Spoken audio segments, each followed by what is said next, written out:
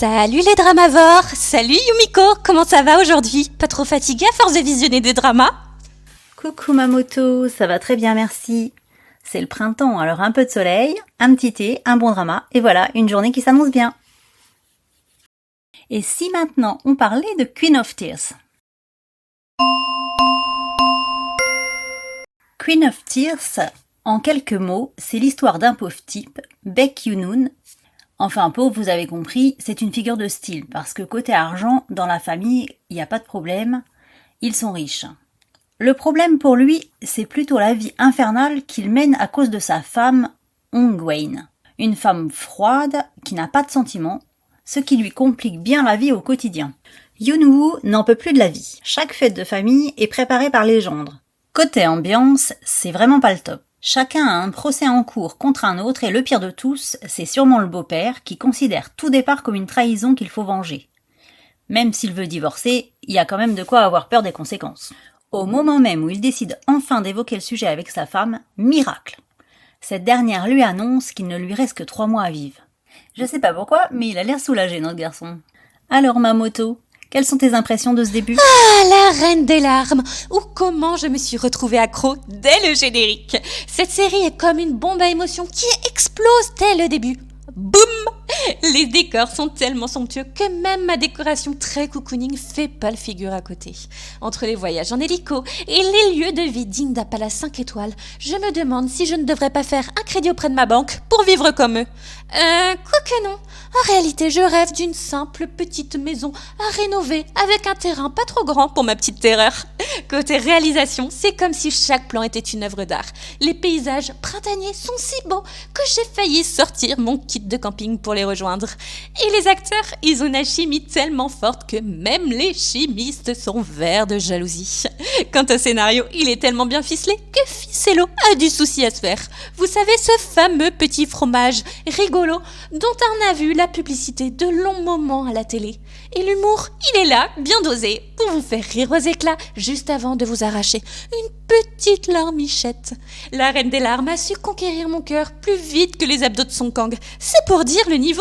Avec son combo décor de rêve, réalisation au top, un trick qui te colle à l'écran et des personnages plus attachants qu'une ventouse, cette série a décroché la médaille d'or de mon marathon Netflix. Enfin, pour l'instant, vivement la suite que je puisse recharger mes mouchoirs et mon stock de bonbons. Alors, comme toi Mamoto, j'ai tout de suite accroché. D'abord, Kim So-yoon, l'acteur qui joue le personnage principal, qu'on trouve beau. Bon, ok, j'arrête. Mais vraiment, on peut pas le nier, surtout quand il sourit. On craque tous. Allez, avouez, il vous fait de l'effet aussi, n'est-ce pas? Ensuite, nous avons Kim Ji-won, l'actrice. Je lui trouve beaucoup de charme, du charisme. Même si au début du drama, on nous la présente à dessein, comme une garce froide, évidemment. Après, cependant, j'aime beaucoup le fait que sa maladie la rende plus humaine. On la voit se transformer petit à petit au point de... Ah non, je vais pas tout vous dire. Il faut vous laisser un petit peu de suspense quand même. Sinon, vous aurez plus envie d'aller le voir. Mais bon, ce côté m'a beaucoup plu. Parlons maintenant budget et décor. Alors là, j'aime beaucoup, c'est sobre, somptueux, doux, un rayon de soleil au printemps. Le budget, on sent qu'il est explosé, et c'est peu de le dire. Des hélicos par milliers... Ah non, rien à voir avec les cadeaux du Père Noël, désolé. Mais what? Ils ont fumé quoi? On sait très bien que le budget carbu pour un seul de ces engins, pour un unique trajet, est hallucinant. Et eux, ils nous en sortent 3 comme ça dans une scène, tout est normal. Et puis il y a tout le tapage qui a été fait autour de la fameuse marque de voiture qui a perdu son M dans le sketch de notre ch'ti préféré.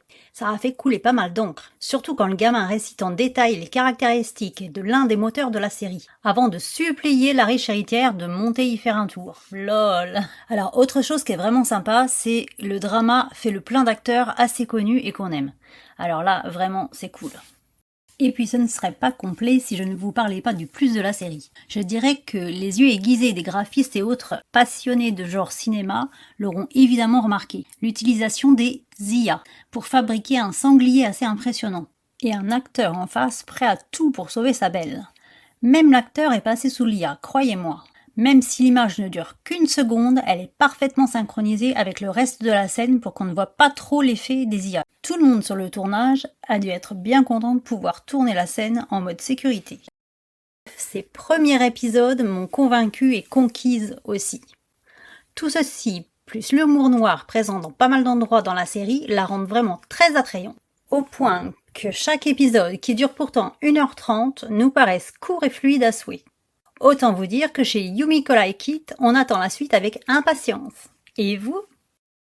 Alors, vous avez aimé? Mahamoto, je te laisse le mot de la fin. Merci Yumiko, c'était super sympa. On refait ça quand tu veux.